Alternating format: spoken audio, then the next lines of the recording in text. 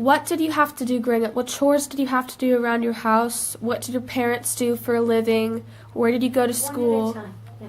Okay, sorry. Like kind of what you did growing up.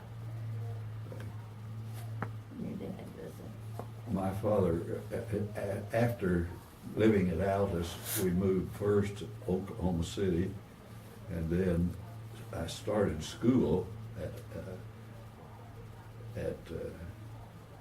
Wichita Falls, though. I think he wanted to start at that area. And my father had a lumber yard, and then when the banks failed in 1929, the lumber yard failed. People just stopped building anything, and we moved then back to Oklahoma City.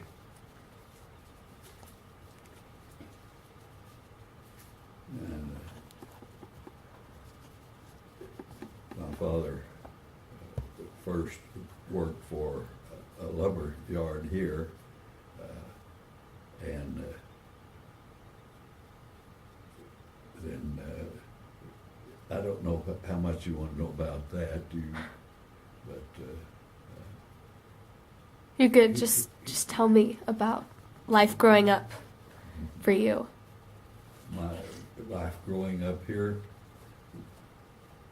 Day to day. What did you do day to day? I first went to here in Oklahoma City to Wilson grade school, and then Harding Junior High School, and then of course Northwest Classen. I lived in the central high school district, but I chose to go to Classen, and they allowed me to do that.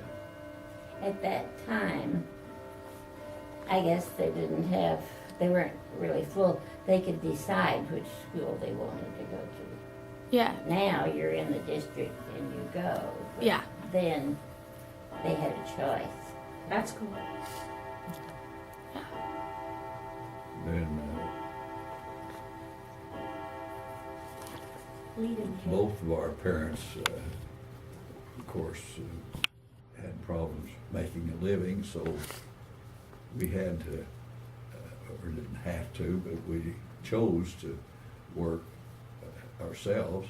And I first sold magazines, the Ladies' Home Journal and Country Gentleman, which you've never heard of before probably, and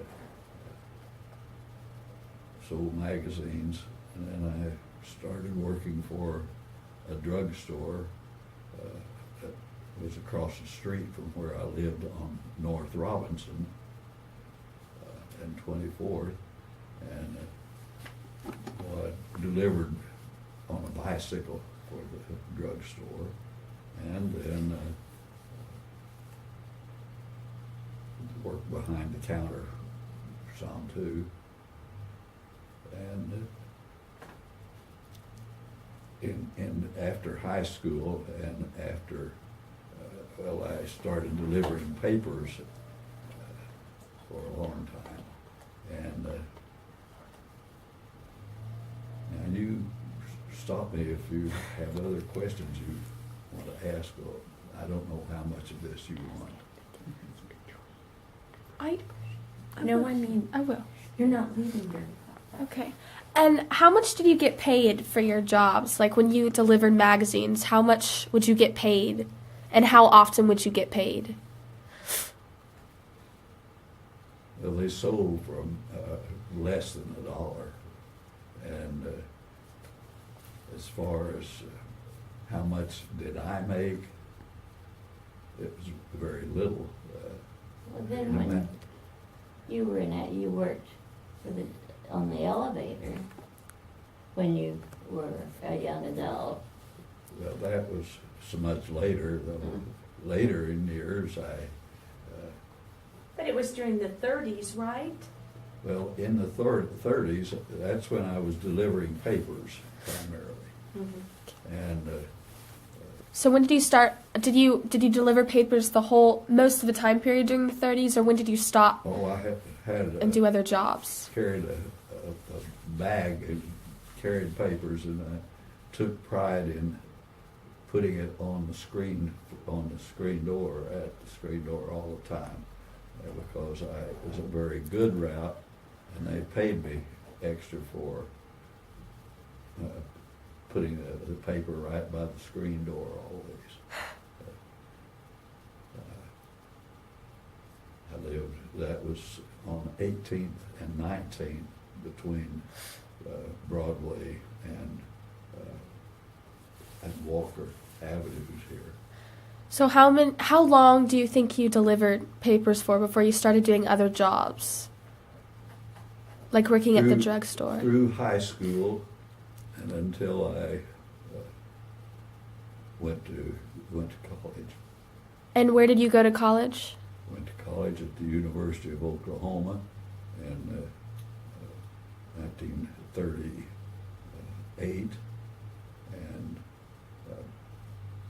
began working at the Daily Oklahoman at night, from 11 at night to 7 in the morning, as a night watchman and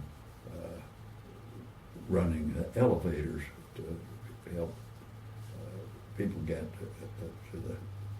to their offices there. And it worked out very well, because after 4 years of pre-med, I was admitted to medical school, and then that was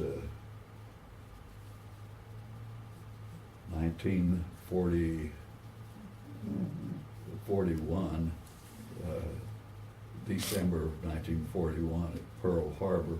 Yeah. I was working at night at the Oklahoman, but also a freshman in medical school. And what kind of doctor were you wanting to be? What kind of doctor are you?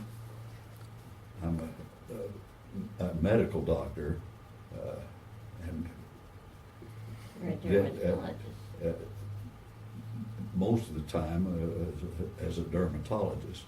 But I also had a residency in internal medicine before I went to service, and I did not have to go to service as soon as the war broke out.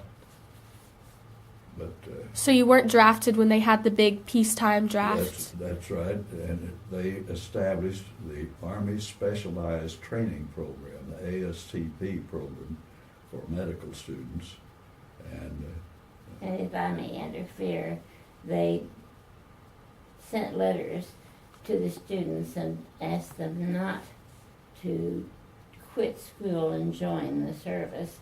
They said that they were afraid that would be a long war and that young doctors would be needed to go overseas.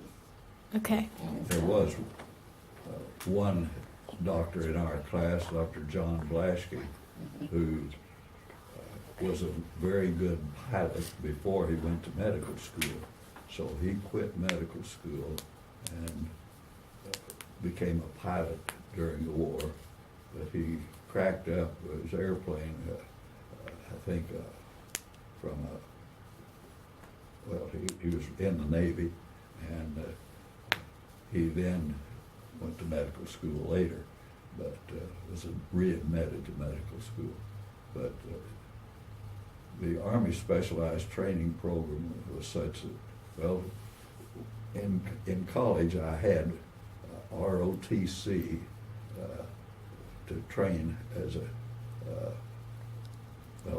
to be in service, and I had a lieutenant's commission.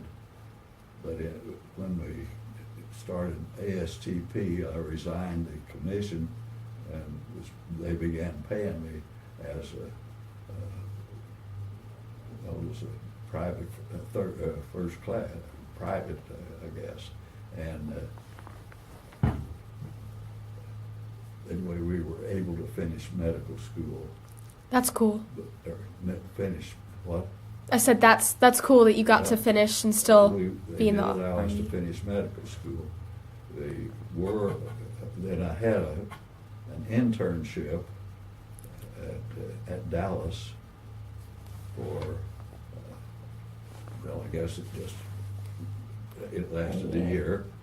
And then I did go to, well, and then I did have a residency in internal medicine back here at University Hospital.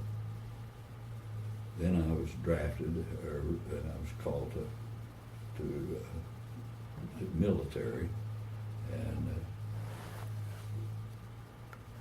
was at primarily at two places: Hot Springs National Park, Arkansas, where we did saw mainly people with rheumatology of various types, and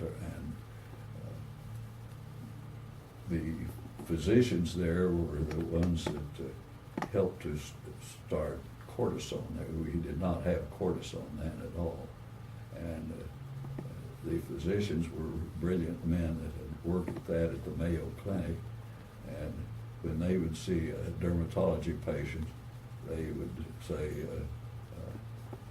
they just would throw up their hands, and they didn't know anything about it, so they appointed me as acting dermatologist at the hospital, and I became interested in it there. But I did finish in military service. I was classed as an internist, and that's what I did in Alaska. And there it was primarily internal medicine, and interestingly enough, we had a man that attacked the son of the commanding officer of Ladd Field, and anyway, they had court-martials there of that, but they also let anybody out of military at that time who could claim that they were homosexual, and if they could do that, then they could get out of the military with what they called a blue discharge, neither honorable nor dishonorable.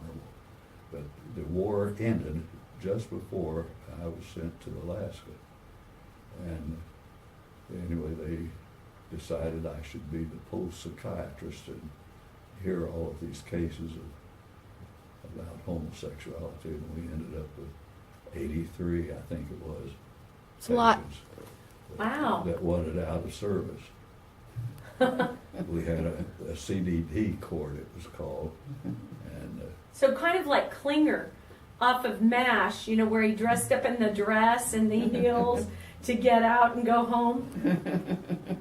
Well, they But- didn't dress up like that, but they, but of course, there were many other, well, they had to prove it to the post psychiatrist, and we had these courts, and I didn't know that much about it because in medical school, we were taught that they had a shortage of male hormone, and that was their number one problem.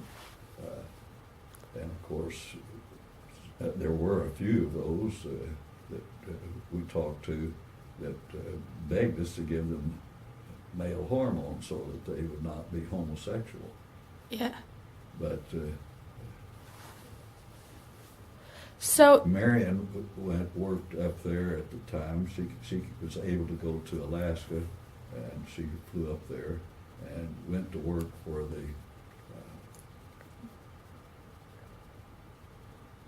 the headquarters above, which turned out to be the FAA, wasn't yes, anyway, The the big- Yukon sector headquarters that preceded the U.S.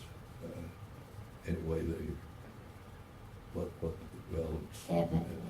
now they. Oh, well. Anyway, she had there was a sergeant that worked where she was, who helped me because I had asked both the Protestant and the Catholic ministers about homosexuality to give me their thoughts about it. The Catholic chaplain had been in the CBI theater, the China, Burma, India theater, and he said that they really had no problem with homosexuality in his area. And the Protestant minister had been through Europe, and he said it wasn't such a problem there, but he came home to get out of service and found that his wife was lesbian, and so he went back in. So this is in the Sir. 40s. Yeah, This isn't a late. This That- isn't a that's late right. thing. This is in That's the right. 40s. So you were drafted, but you weren't drafted to work in the service. You were drafted as like a doctor. So yes, but as an internal medicine doctor, I was Okay. classified then. okay. But because these physicians were so, the doctors at Hot Springs were such great internists, but didn't want to know anything about dermatology, it got me interested in dermatology. So after service, then, but before that, going back to this sergeant at work where Marion did had helped me know what questions to ask about homosexuality. And anyway, they decided up there at the CDD courts that if they didn't ask, just don't tell them, and they had no problem, he said. But so he, of course, was homosexual himself. And Listen to all this stuff. This is That- crazy. that's- don't ask, don't tell started up there in Alaska while I was there. In Alaska. Don't ask, don't tell. Uh, That's amazing. Huh. But anyway, It's been around for decades. So what is the Since C? then. What is the CCD or the CDD again? the CDD court, don't ask me that, it's been so many years. I don't remember. Here, we'll have But to anyway, look it up.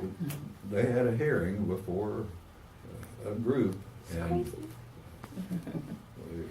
there were 83 of them. Yeah. But Yeah. And it seems like they're still having the same problems today. anyway, Yes. yes, they're having the same problem. But as I say, I was a post psychiatrist today. I had to write the reports on all of them, and when I sent the report in to the section headquarters there, I had titled it "Grim Fairies Tales" because of the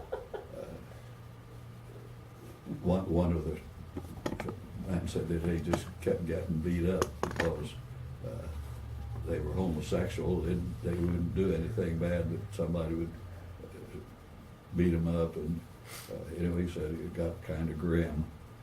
I decided I would call It's it very grim. witty.